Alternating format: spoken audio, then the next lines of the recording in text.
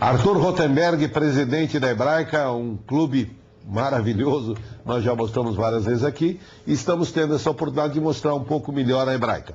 Ele vai contar primeiro a sua decisão de tornar-se advogado, é filho de Naum Rotenberg, o advogado número 1 da Demarest Almeida, a sua área de especialidade que nós temos interesse em saber, sua trajetória profissional, como é que ele acabou se transformando em líder comunitário. Tive a felicidade de contar com Arthur Rotenberg no primeiro mandato que exerci na Hebraica como segundo secretário. E hoje é o presidente, aliás, pela segunda vez, com total mérito. Ele vai também falar dos desafios de ser presidente da Hebraica. Dr. Arthur Rotenberg. Arthur é presidente da Hebraica, um advogado de renome, filho de outro advogado de renome. Arthur, você já nasceu com uma profissão definida ou aconteceu? Acho que nasceu um advogado. Apesar dos meus irmãos não serem advogados e serem mais velhos que eu, acho que nasceu um advogado, porque desde pequeno eu tenho tendências de ciências humanas. Nunca tive muita aptidão para exatas ou para biológicas, e então a inclinação natural dentro das ciências humanas seria eventualmente seguir a carreira do meu pai, né? E é normal a criança sempre ter um espelho no pai, mas para te falar a verdade, acho que nasceu um advogado inconsciente. Eu não me preocupei com esse tipo de coisa até um determinado momento da minha vida, até pós-adolescência eu não era aquela pessoa, bom, eu vou ser advogado desde a infância, mas acho que a tendência natural era essa pela minha própria característica. Gostaria que você comentasse conosco um pouco da tua trajetória profissional, da sua trajetória na área do direito. Bom, eu sou formado pela PUC em 1981, na turma de 1981. Comecei a trabalhar como estagiário em 1979 já. E depois de formado, eu trabalhei num escritório chamado Demarest Almeida, que meu pai era um dos sócios, durante muitos anos. Fiquei lá até 92, então de 79 a 92 eu trabalhei no Demarest Almeida e fiz várias áreas do direito, porque como é um escritório bastante grande, ele é departamentalizado. Então, eu trabalhei na área litigiosa, trabalhei na área de investimentos externos, trabalhei na área societária, e em 1984 eu fui para os Estados Unidos fazer mestrado em Direito Comparado. Eu fiz um mestrado de 1 ano em Illinois, na faculdade de Illinois, que fica localizada em Champaign-Urbana. É uma cidadezinha americana, típica cidade americana, a 2 horas mais ou menos de Chicago. E voltando, e depois do mestrado, eu trabalhei em Nova York, num escritório muito grande chamado Winthrop Stimson, durante 6 meses. Fiz um estágio lá de 6 meses, aí no próprio ambiente de trabalho americano, e acabei voltando depois disso para o Brasil e continuei minha carreira no Demarest Almeida até 1992, quando eu tomei a decisão de deixar o escritório e fazer o meu próprio escritório, ou melhor, me juntar ao meu escritório atual, do qual eu sou sócio, que é o Lima Gonçalves Jambor Rotenberg Silveira Bueno, fundado por um antigo colega meu de faculdade e por um outro colega formado na USP.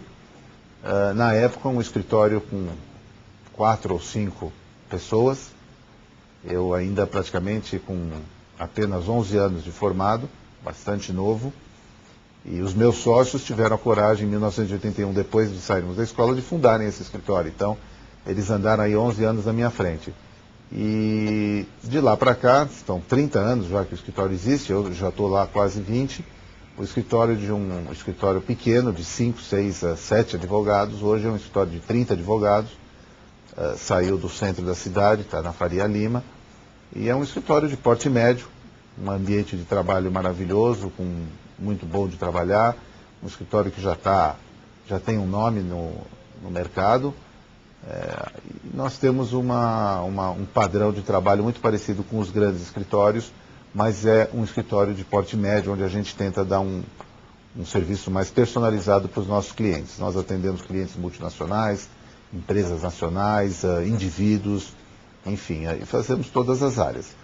Então, na parte do direito é isso, eu sou filiado à OAB, à Associação dos Advogados, a uma entidade chamada Advogados Judeus do Mundo, Jewish World Lawyers. Enfim, essa é a minha carreira profissional.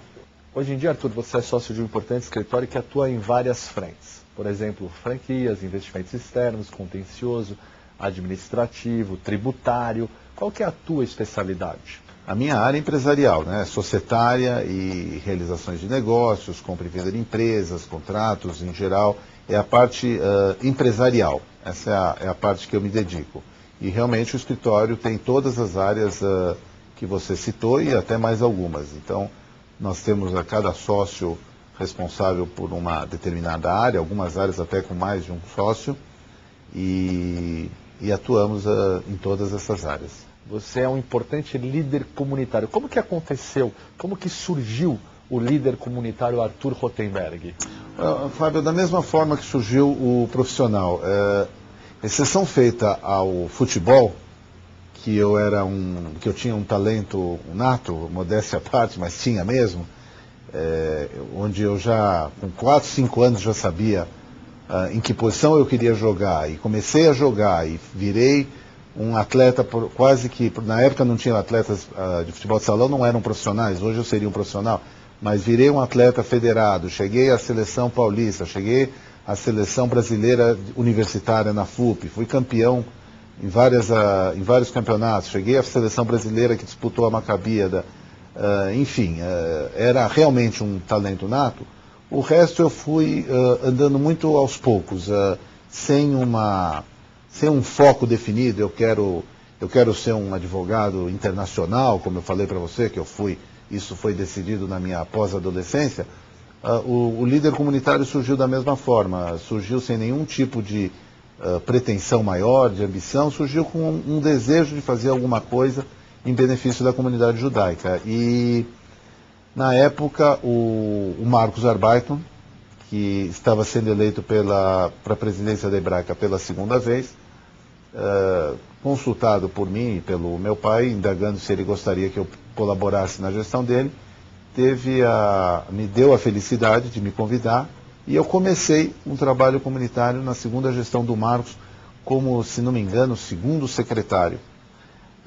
Como era uma secretaria, uma área bastante ligada ao direito, eu comecei trabalhando lá, e apesar de não ter essa ambição, como eu falei, de ficar pensando se um dia eu vou ser presidente da Hebraica, se eu vou ser um líder comunitário, não é um negócio que eu tinha na cabeça, as coisas vão andando gradativamente.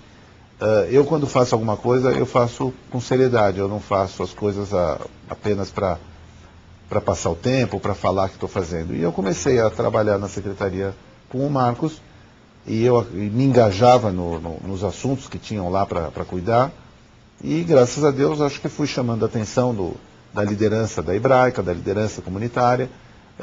Na gestão seguinte, com o Jacques Terpes, eu já fui convidado para ser o primeiro secretário, depois eu fui secretário-geral, depois eu fui vice-presidente e aglutinei 3 áreas, o que não era comum na época. Foi a vice-presidência administrativa de esportes e juventude, na gestão do Hélio, do Sansão. Eu fui vice-presidente eu nem me lembro mais. Na verdade, houve um trabalho muito intenso, né, de anos e anos, até chegar à presidência da Hebraica. Não caiu de paraquedas. Primeiro que aqui na Hebraica é muito difícil alguém cair de paraquedas na presidência da Hebraica, né? É uma coisa que nós falamos, é uma frase muito usada aqui, que na Hebraica é difícil alguém chegar do nada e ser um presidente, porque o clube é uma cidade, né, um clube com um orçamento de 50 milhões de reais, com muitas atividades, com 24 mil sócios, e é difícil uma pessoa, apenas por ser capaz, chegar aqui e assumir uma presidência, porque ele tem que montar uma base de conhecimento, ele tem que montar uma base de relações, ele tem que montar uma base de conhecimento do clube para poder exercer essa função. Então, realmente eu devo ter sido um dos que mais teve a oportunidade de passar por por diversos cargos da diretoria executiva. O que eu acho que para mim foi importantíssimo. Primeiro, como eu te falei, a ambição de ser presidente do clube não era uma coisa que estava dentro de mim, que eu tinha que ser, porque senão a minha vida seria insatisfatória ou que eu não teria completado um ciclo. O meu projeto era contribuir para a comunidade, contribuir para a Hebraica principalmente.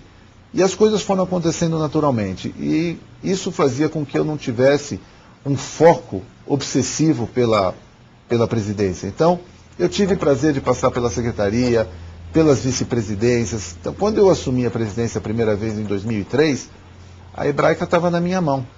O Hélio Bobrov, que foi meu antecessor, e foi um processo bastante interessante, porque na eleição do Hélio já havíamos decidido que o sucessor seria eu, o que também é inédito, isso não aconteceu em nenhuma outra instância aqui dentro do clube.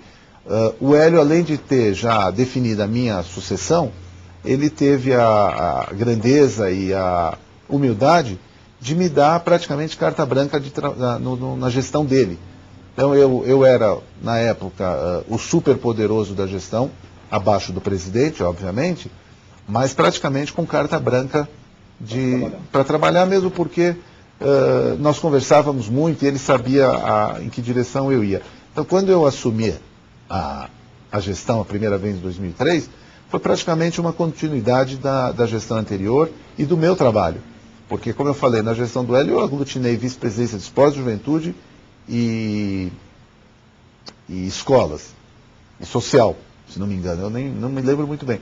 Mas era 50% do clube já estava na minha mão. E eu já fui preparando para que quando eu assumisse a presidência a gente pudesse continuar um trabalho.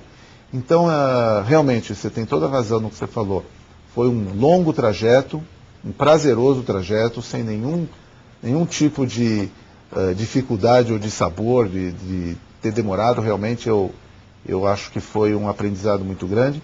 E eu tive a oportunidade de trabalhar com grandes presidentes. Começando pela segunda gestão do Marcos, se você for ver as pessoas que foram sucedendo na presidência, todos foram grandes presidentes da Hebraica. E para mim isso foi uma grande escola, né? Eu trabalhei com o Marcos, trabalhei com o Jaque, trabalhei com o Sansão, trabalhei com o Hélio. E o meu maior professor, o meu pai, que foi presidente do clube 2 vezes, do executivo e do conselho deliberativo 4 vezes. E isso fez com que eu vivesse a Hebraica do dia que eu nasci até hoje. Então as pessoas às vezes falam, eu nunca vi alguém falar da Hebraica ou defender a Hebraica como o Arthur faz. É porque para mim isso está no sangue, né? Então, quando a Hebraica estava sendo fundada, minha mãe estava grávida do meu irmão. O meu irmão tinha acabado de nascer, era pequenininho. E meu pai trazia ele aqui para ver um buraco no chão. Então eu ouço falar de Hebraica há 51 anos, que é a minha idade. Então é algo muito tranquilo. E no próximo bloco a gente continua com esse bate-papo super agradável. É com você, Marcos Arbaito. Aí está uma palavra séria, correta, competente, fácil de se exprimir. Vamos interromper por 1 minuto e meio a palavra de Arthur Rotenberg para mostrar a AMEN, Associação dos Amigos do Menor pelo Esporte Maior, e voltamos com o presidente da Hebraica.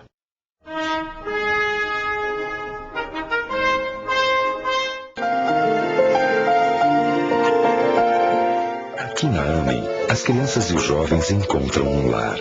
Aqui eles encontram suporte. Aqui eles têm acesso à educação, acompanhamento de especialistas e alimentação preparada e cuidada por nutricionistas.